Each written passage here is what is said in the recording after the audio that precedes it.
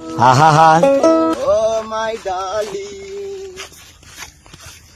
বাড়া কি হলো এ জুতো তো একটু ছিঁড়ে গে। এবার এদের সঙ্গে বাড়ি যাবান কি কর বলদিন, মহা ঝামেলায় পড়ে গিয়েছে। এ জুতো তো পুরো ছিঁড়ে গে, আমি এবার কি করে বাড়ি যাবো এদের সঙ্গে।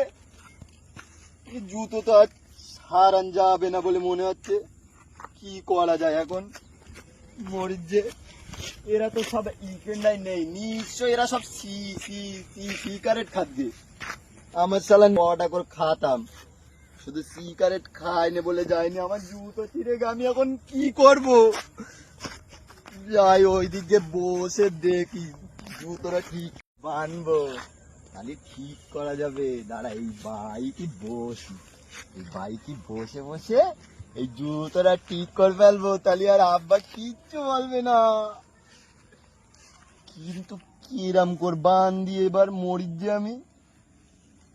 আমি কি মুচি হয়েছি নাই, আমি বানবো কি করে মরের যে কোন দিকতে বান দিয়ে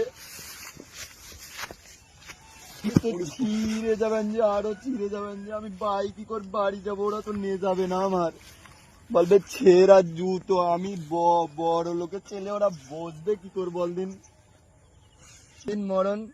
এবার কি করি, দেখ দেখ ভাল লাগে না, বালের জুতো পরে না, এসব জুতো কেউ পরে নাই।